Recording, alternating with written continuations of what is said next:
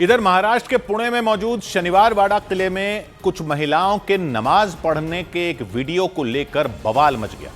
BJP सांसद मेधा कुलकर्णी ने इसे ऐतिहासिक धरोहर का अपमान बताया। उन्होंने हिंदूवादी संगठनों से जुड़े लोगों के साथ मिलकर शनिवार वाड़ा में प्रदर्शन भी किया। पुलिस ने हंगामा बढ़ता देख इस मामले में 3 महिलाओं के खिलाफ केस दर्ज कर लिया और वीडियो की जांच शुरू करा दी। पुणे में मौजूद शनिवार वाड़ा के जिस वीडियो पर बवाल हुआ उसमें मुस्लिम समुदाय की 6-7 महिलाएं नजर आईं। उनमें बुर्के में मौजूद 3 महिलाएं वहां नमाज पढ़ती दिखी, जबकि उस वक्त आसपास कुछ बच्चे खेलते हुए और दूसरे पर्यटक घूमते हुए दिखाई दिए। नमाज पढ़ने के इस वीडियो पर बवाल शुरू हो गया।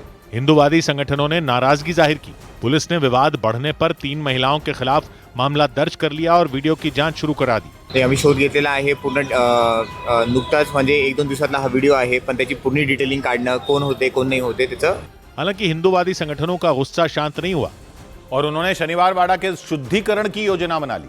बीजेपी सांसद मेधा कुलकर्णी की अगुवाई में भारी संख्या में हिंदूवादी संगठनों से जुड़े लोग शनिवार वाड़ा पहुंचे। उन्होंने गंगा जल और गोमूत्र छिड़ककर उस जगह का शुद्धिकरण किया जहां नमाज पढ़ी गई थी।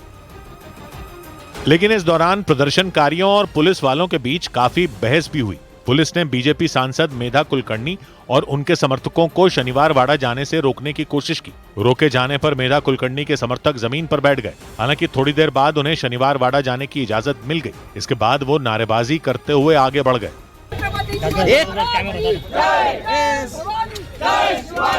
शनिवार वाड़ा पहुंचकर उन्होंने शुद्धिकरण किया और वहां शिव वंदना का पाठ किया।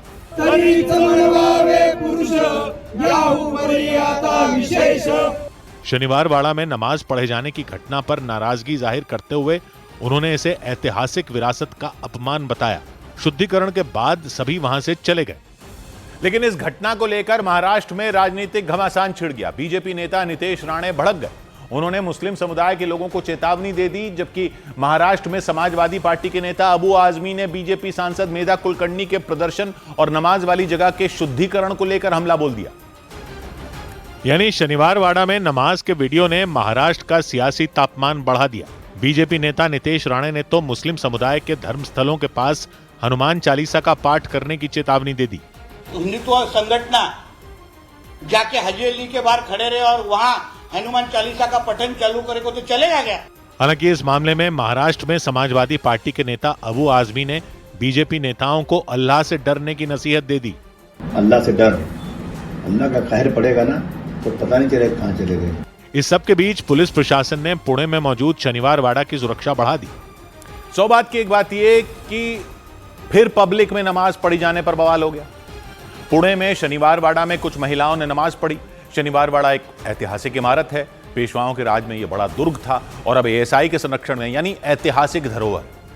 तो वहां कुछ महिलाओं के एक खाली जगह में उन्होंने नमाज पढ़ी।